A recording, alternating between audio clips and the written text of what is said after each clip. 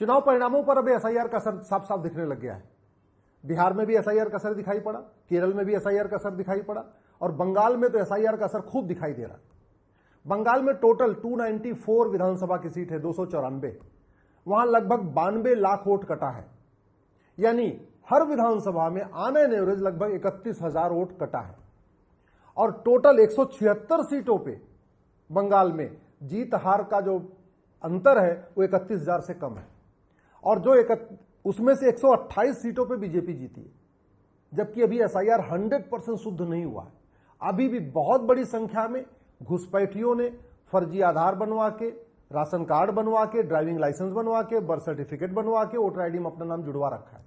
क्योंकि वो घुसपैठिए लगातार 5-5, 6-6 डॉक्यूमेंट बना के रखे हुए, और बंगाल में टीएमसी की सरकार थी, घुसपैठियों को प्रोटेक्ट कर रही थी, तो स्वाभाविक सी बात है वहां उतना इफेक्टिवली एसआईआर नहीं हो पाया। और लगातार सुप्रीम कोर्ट में जिस तरीके से बार बार बंगाल के लोग आ रहे थे, ये करो वो करो, ये करो वो करो, जिस तरीके से पूरा डिरेल करने की कोशिश की गई, तो अभी भी बंगाल में 100% एसआईआर शुद्ध नहीं हुआ है। अभी भी कम से कम 5% का घालमेल है।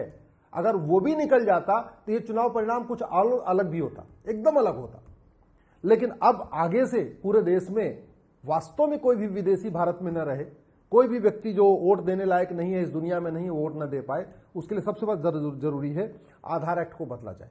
यह आधार एक्ट ये कहता है कि जो व्यक्ति 6 महीने से भारत में रह रहा है अपना आधार बनवा सकता है। इसी कानून का फायदा उठा के पाकिस्तानी, अफगानिस्तानी, रोहिंग्या, बांग्लादेशी और कुकी प्रधान से एक लेटर लिखवा लेते हैं, पार्षद से एक लेटर लिखवा लेते हैं, किसी से रेंट एग्रीमेंट करा लेते हैं कि हाँ हम तो 6 महीने से रह रहे हैं, और वही पार्षद प्रधान का लेटर दिखा के या रेंट एग्रीमेंट दिखा के ज्यादा आधार बनवा लेते हैं। जैसे उनका आधार बन जाता है, उसके बाद आधार के बाद वो राशन कार्ड बनवा लेते हैं।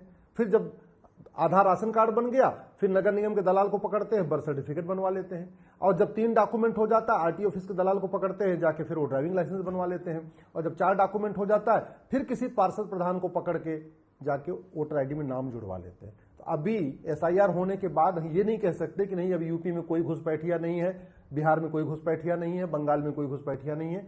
घुसपैठी अभी है, काफी हद तक उनका नाम, लगभग 90% घुसपैठियों का नाम कट गया है, लेकिन 10% घुसपैठियों का नाम अभी भी इलेक्टोरल रोल में है। ये मैं अपने अनुभव के साथ कह रहा हूं और पूरी जिम्मेदारी के साथ कह रहा हूं। और वो तभी ठीक होगा जब घुसपैठ को गंभीर अपराध घोषित किया जाए। हमने 1946 वाला कानून बदला जो घुसपैठियों के खिलाफ था, और ये नया कानून 2025 में बनाया हमने, इमिग्रेशन एक्ट। लेकिन ये कठोर नहीं, इजराइल जैसा नहीं है।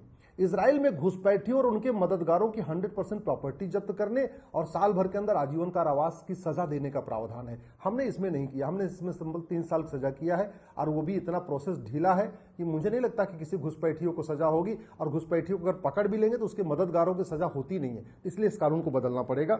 घुसपैठ को राष्ट्र की सुरक्षा के लिए खतरा घोषित करना पड़ेगा, और जो नेशनल सिक्योरिटी एक्ट में साफ साफ लिखना पड़ेगा कि घुसपैठ करना, घुसपैठियों की मदद करना राष्ट्र की सुरक्षा के लिए खतरा है।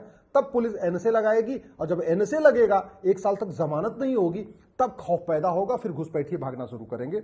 हमारे पास अनलॉफुल एक्टिविटी है, इसमें हमें डिक्लेयर करना पड़ेगा कि घुसपैठ करना, घुसपैठियों की मदद करना, घुसपैठियों को डॉक्यूमेंट बनाना, ये अनलॉफुल एक्टिविटी है। तब घुसपैठिए भागना शुरू करेंगे।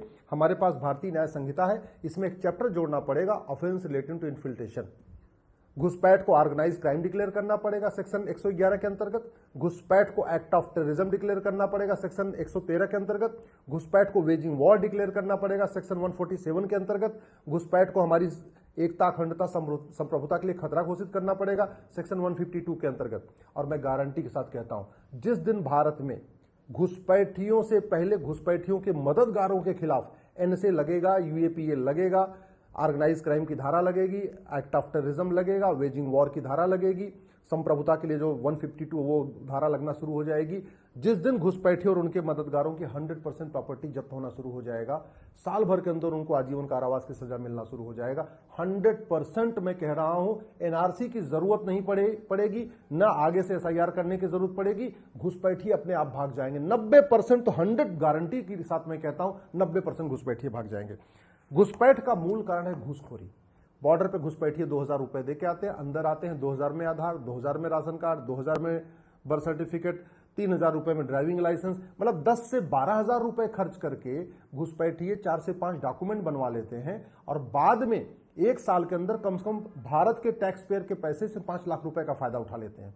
भारत में रहने वाले घुसपैठिए बड़ी मात्रा में 5-5, 6-6 डॉक्यूमेंट बनवा चुके हैं, मुफ्त में राशन ले रहे हैं, मुफ्त में मकान ले रहे हैं, मुफ्त में लोन ले रहे हैं, मुफ्त में वजीफा ले रहे हैं, आयुष्मान कार्ड ले रहे हैं, केंद्र सरकार की योजनाओं का घुसपैठिए फायदा उठा रहे हैं, राज्य सरकार की योजनाओं का फायदा घुसपैठिए उठा रहे हैं, इसके अलावा अल्पसंख्यक कल्याण मंत्रालय की योजनाओं का सारा फायदा उठा रहे हैं। तो जितने भी सरकारी योजनाएं हैं उसका सबसे ज्यादा लाभ, इवन दलितों से भी ज्यादा लाभ, आदिवासियों से भी ज्यादा लाभ, सरकारी योजनाओं का जो लाभ है वो घुसपैठिए उठा रहे। वो दलित बन के भी उठा रहे, अल्पसंख्यक बन के भी उठा रहे, और मतलब हर तरीके का लाभ उठा रहे।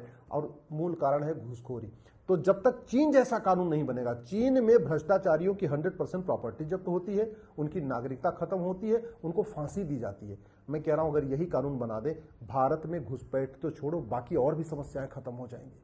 100% समस्याएं खत्म हो जाएंगी अगर हमने इस प्रिवेंशन ऑफ जो घटिया प्रिवेंशन ऑफ करप्शन को बदल दिया तो।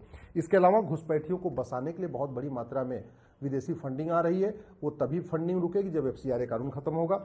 जो ब्लैक मनी यहाँ पे ब्लैक मनी के जरिए घुसपैठियों को फंडिंग होती है, हवाला के जरिए घुसपैठियों को फंडिंग होती है, बेनामी फंडिंग होती है घुसपैठियों को। बहुत सारे मदरसे जो घुसपैठियों के शेल्टर बने हुए हैं, बहुत सारे और भी ऐसे स्थान हैं जो घुसपैठियों को शेल्टर देने का काम करते हैं। वो तभी रुकेगा जब भ्रष्टाचार के खिलाफ कठोर कानून बनेगा। और सबसे इंपॉर्टेंट, अगर भारत को सुरक्षित बनाना है तो हमें जमीन पे अवैध कब्जा करने को जघन्य अपराध घोषित करना पड़ेगा। ये जो कहीं पे भी झुग्गी बना लेते हैं, सड़क किनारे झुग्गी, हाईवे के किनारे झुग्गी, रेलवे के किनारे झुग्गी, बस स्टैंड के किनारे झुग्गी, नदियों के किनारे झुग्गी, पहाड़ियों पे झुग्गी, कहीं पे भी आके बसते जा रहे हैं, उसका मूल कारण है हमारे देश में जमीन पे अतिक्रमण करना कोई अपराध नहीं है। हल्द्वानी में रेलवे की जमीन पे घुसपैठियों ने अपनी झुग्गी बना के मकान भी बना लिया और कुछ नहीं हो पा रहा है। सुप्रीम कोर्ट तक मुकदमा गया, फिर भी कुछ नहीं, क्योंकि हमारे पास कानून ही नहीं है। तो जब तक जमीन पे अवैध कब्जा करने को जघन्य अपराध घोषित नहीं करेंगे, जमीन पे कब्जा करवाने वालों को सजा नहीं मिलेगी, तब तक घुसपैठियों को पकड़ पाना, इनको भगा पाना मुश्किल है। अगर इन कानूनों को बदले बिना NRC लागू भी हो जाएगी तो फेल हो जाएगी। असम में NRC फेल हो चुकी है। इसलिए सबसे पहले जरूरत यह है इन कानूनों को बदला जाए, मैंने पहले बताया है। और फिर मैं गारंटी के साथ कहता हूं ये घुसपैठी अपने आप भाग जाएंगे, इनको ज्यादा कुछ करना नहीं पड़ेगा, खुद ही भागेंगे। जो घुसपैठियों के मददगार है ना, जिस दिन उनको जेल में डालना शुरू कर देंगे, ये घुसपैठियों को ढूंढ ढूंढ के भगाएंगे। जितने आधार बनाने वाले, उनको पता होता है कि कितने घुसपैठियों को उन्होंने आधार बनाया। किसी एक आधार वाले को पकड़िए, उसकी प्रॉपर्टी जब्त करिए, उसको 20 साल के लिए जेल में डालिए, वो खुद ही सारे घुसपैठियों को फोन कर करके भगाएगा, हाँ भैया तुम भाग जाओ, मैं पकड़ा जाऊंगा। तो ये हो सकता है, संभव है। चीन में बिल्कुल घुसपैठ नहीं है, जापान में बिल्कुल घुसपैठ नहीं है, सिंगापुर में बिल्कुल घुसपैठ नहीं है, अरब, दुबई, कुवैत, बहरीन में बिल्कुल घुसपैठ नहीं है। तो भारत को भी घुसपैठ मुक्त बनाया जा सकता है, भारत को भी सुरक्षित बनाया जा सकता है, लेकिन वो केवल सांसद, विधायक, मंत्री, मुख्यमंत्री बदलने से नहीं होगा। उसके लिए बाकायदा नियम कानून बदलना पड़ेगा, तब घुसपैठिए भागेंगे।